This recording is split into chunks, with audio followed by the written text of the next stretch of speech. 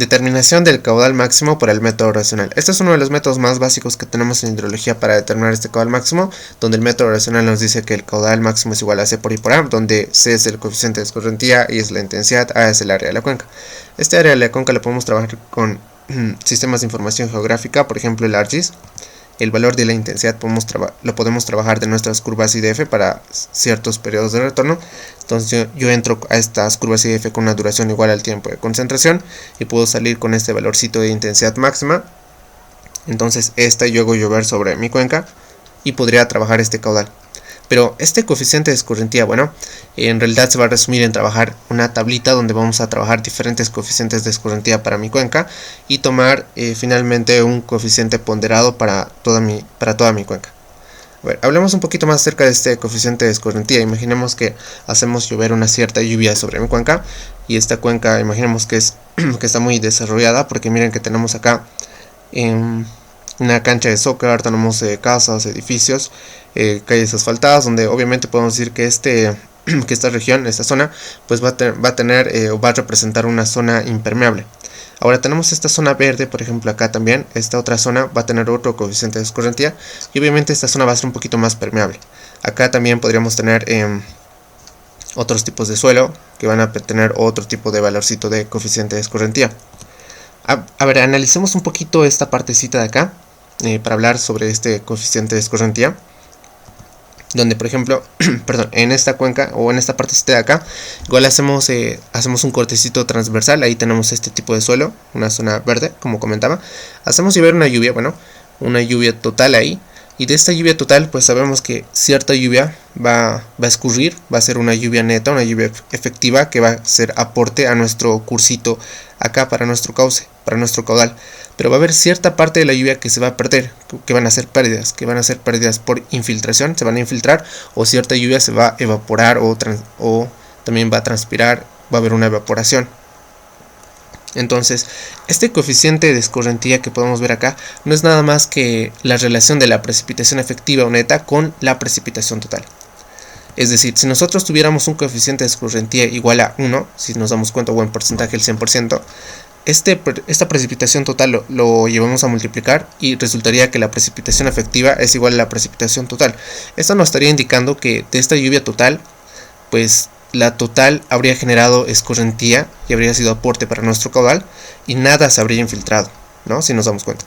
Pero si viendo el otro caso, si nos da este coeficiente de escorrentía igual a 0.7 o 70%, esto nos indicaría que la precipitación efectiva es igual al 70% de la lluvia total. Es decir, que de este 100% solo 70% ha llegado a escurrir y llegando a ser aporte para nuestro caudal, pero el 30%, que es lo restante, va a estar el 30%, que son las pérdidas, como la infiltración o evaporación, pues el 30% serían estas pérdidas, ¿no?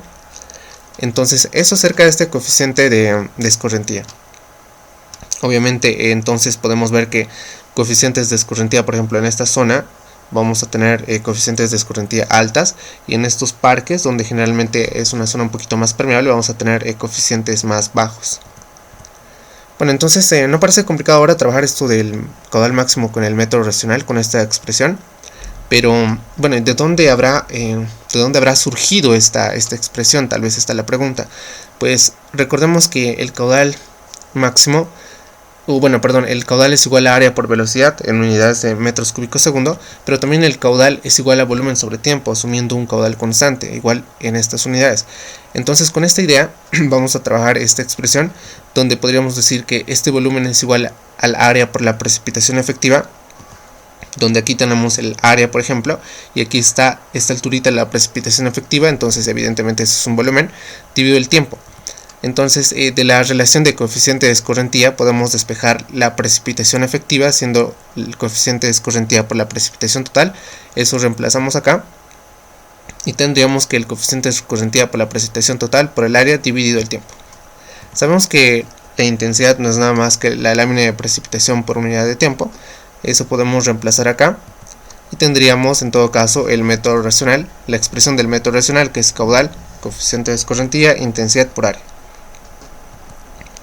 Bueno, lo que nosotros queremos es que el caudal esté en metros cúbicos segundo. Generalmente lo queremos trabajar con estas unidades. ¿Y con qué unidades deberíamos trabajar estos términos, estos valorcitos de acá? La intensidad o el área. Bueno, generalmente nosotros lo queremos trabajar, lo trabajamos la intensidad en milímetros hora, el área en kilómetros cuadrados, pero si nos damos cuenta, esto no nos va a dar pues en metros cúbicos segundo, por lo que hay que hacer una cierta transformación. Entonces, trabajando un poquito las unidades, milímetros lo llevamos a metros, horas lo llevamos a segundos, kilómetros cuadrados a metros cuadrados. En realidad nuestra expresión para trabajar con estas unidades que te muestro con el cursor, estaría resultando multiplicar por este factorcito, por este coeficiente de 0.278, coeficiente de escorrentía, intensidad área. Entonces esta es la expresión con la que deberíamos trabajar para trabajar estas unidades de la intensidad como del área. Bien, algo muy importante antes de querer trabajar el método racional son las limitaciones. Hay diferentes limitaciones que tienen este método racional. Una de ellas y la más importante es que debemos trabajar con cuencas pequeñas para áreas menor o igual a 5 kilómetros cuadrados. Porque, y esta limitación abarca en realidad casi a las demás. Es muy importante que las áreas sean menor o igual a 5 kilómetros cuadrados o en resumen sean pequeñas. Porque recuerden que nosotros lo que hacemos, sacamos de las curvas DIF y DF una intensidad y esta intensidad hacemos llover sobre la cuenca, sobre esta cuenca de manera constante con una duración igual al tiempo de concentración para generar este caudal pico, este caudal máximo. Entonces resulta que si tenemos áreas más grandes y querer considerar que estamos haciendo llover esa lluvia sobre toda esa cuenca, no es del todo correcto porque sabemos que la lluvia varía espacialmente.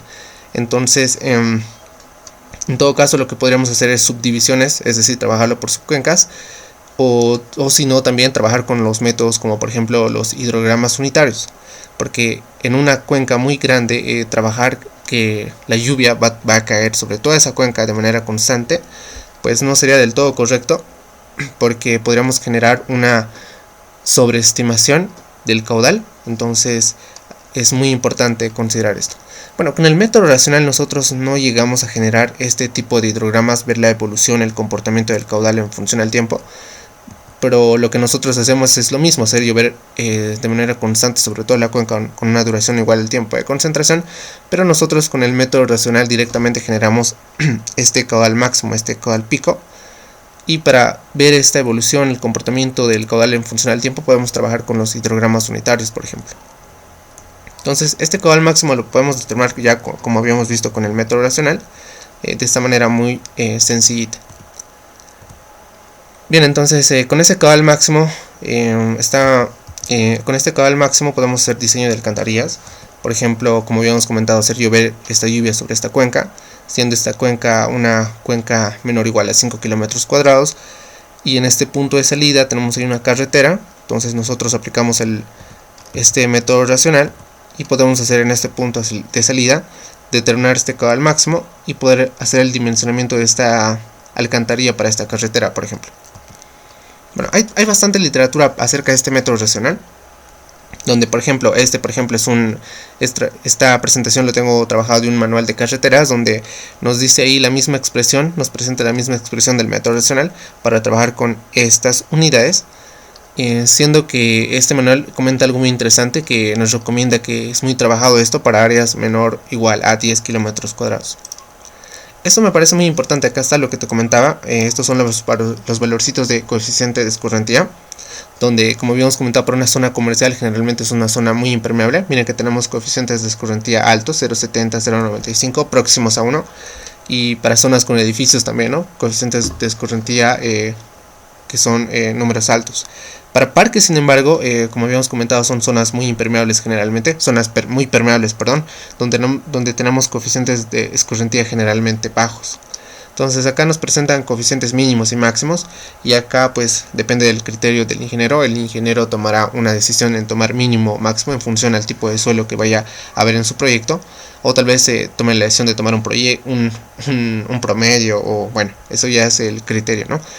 De algún modo, por ejemplo, podría tal vez ser muy conservador y tomar coeficientes de escorrentía altos, tal vez podría ser una opción, porque sabemos que si toma coeficientes de escorrentía altos, pues también va a tener un caudal un poquito más alto, ¿no? Pero eso estará todo en función al tipo de suelo, y ya ahí se tomará una decisión. Bien, entonces parece muy fácil querer calcular ese caudal con esta expresión, pero al momento de trabajar algo ya un poquito más real, se pone un poquito más tedioso los cálculos, porque podríamos presentar una cuenca como esta, que está muy desarrollada. Tenemos acá edificios y demás, acá tenemos una variación del tipo del suelo, entonces se pone un poquito más tedioso el cálculo, como pueden ver. En todo caso, para simplificar esos cálculos, pues bueno, sí trabajamos con softwarecitos, con algunos paquetes computacionales, por ejemplo el ArcGIS, que nos va a poder hacer esta clasificación del suelo, también determinar el área para ese tipo de zona, las áreas para ese tipo de zonas, el área de la cuenca. Entonces con el único fin de querer hacer un poquito más, un poco lo más preciso que podamos, ¿no? Lo mejor que podamos trabajar nuestras áreas y hacer lo mejor para trabajar nuestro cálculo, ¿no? del caudal. Hay que tener mucho cuidado, ¿no? Con eso. Entonces hagamos ahora un ejemplito donde nos piden determinar el caudal máximo para dimensionar esta alcantarilla, para esta carretera, por ejemplo, donde nos dan un periodo de retorno de 20 años. El área de la cuenca nos dicen que son 10 kilómetros cuadrados, y en base a las características físicas de la cuenca nos dan un tiempo de concentración de 30 minutos para esta cuenca pequeña. Entonces cuenta con las curvas IDF, contamos con estas curvas IDF, pero se nos hace un poquito más fácil porque nos van a representar estas curvas IDF con esta expresión matemática. También nos dan los coeficientes de escorrentía ya un poquito trabajado para las diferentes zonas de nuestra cuenca, y empecemos a ver trabajar esto lo trabajaremos en Excel para que nos ayuden un poquito con los cálculos. Bien, entonces acá estamos en esta planilla Excel, donde vean que aquí está las curvas IDF expresadas en esta expresión, bueno, representadas en esta expresión matemática. También nos dan los coeficientes de escorrentía, sus áreas para esas zonas o regiones de nuestra cuenca. Bien, entonces empecemos primero a trabajar el valorcito de la intensidad para nuestra cuenca. Nos habían comentado que el tiempo de concentración es igual a 30 minutos. Este valorcito de K, miren que tenemos nosotros 880.557 me parece. El valor de A es 0.235 acá. El valor de B es 0.617, eso lo voy a poner acá. Y el periodo de retorno, bueno, el periodo de retorno nos da 20 años me parece. Aquí está, 20 años, ¿no? Lo voy a poner con 20 años. Entonces, yo poniendo estos parámetros, tiempo, el periodo de retorno, duración, puedo encontrar esta intensidad, donde acá simplemente está formulado y tenemos 218.3. Bien, una vez que tengo esto, lo que necesitamos ahora es el área de la cuenca. Bueno, ya tenemos que es 10 kilómetros cuadrados. Trabajemos los coeficientes de escorrentía, el coeficiente de escorrentía ponderado trabajemos, donde tenemos acá para diferentes zonas, por ejemplo acá para parques, siendo esto C1, para parques tenemos 0.25, para zonas de edificios 0.7, esta C2, para zonas urbanas tenemos 0.3, que es esta zona, y estos valorcitos de coeficiente de escorrentía que ya lo tenemos trabajado para nuestro ejemplito, no tiene mucho misterio. Como te había comentado, salen de estas tablitas, que estas tablitas hay muchas tablas de diferentes literaturas, manuales, donde por ejemplo el que voy a usar es donde miren que para parques, que está acá para parques, normalmente son permeables, comentaba, tenemos entre 0.10 y 0.25, y yo tomé por ejemplo 0.25. Para zonas de edificios, por ejemplo acá tenemos zonas de edificios, aquí está 0.50 y 0.70, yo tomé 0.70. Para zonas suburbanas, acá está para zonas suburbanas, yo tomé 0.30 por ejemplo. Y lo mismo, ¿no? Para praderas, suelo arenoso, arcilloso. De esa forma podemos tomar estos coeficientes de escorrentía. Bueno, estas áreas tal vez lo podríamos haber trabajado en ArcGIS, y tenemos 1, 5, 2, 1 kilómetro cuadrado, y bueno, de esa forma. Bueno, eso es lo que vamos a poner acá. Tendríamos que poner acá, por ejemplo, parques, y luego pondrán zonas de edificios también, zonas suburbanas, praderas, suelo arcilloso, y por último praderas, suelo arenoso. Aquí nos presentan para parques 0.25, 0.7, 0.3. Para praderas, suelo arcilloso tiene que ser un poco más impermeable, por supuesto, y acá es 0.75. Para un suelo arenoso tiene que ser permeable, por supuesto, entonces acá tenemos 0.45. Acá el área tenemos 1, tenemos 5, tenemos 2, tenemos 1, tenemos 1. Y acá tenemos Bueno, acá empezamos a hacer la multiplicación, acá también la multiplicación, acá finalmente hacemos la suma de coeficiente 1 por A1, coeficiente 2 por A2, coeficiente 3 por A3, y esta suma obviamente nos va a dar el área. Si hacemos la suma de estas áreas nos va a dar el área total. Acá está la suma, y para encontrar el coeficiente ponderado es la suma de coeficiente 1 por A1 más coeficiente 2 por A2 dividido el área total. Entonces ahí tenemos el coeficiente ponderado para nuestra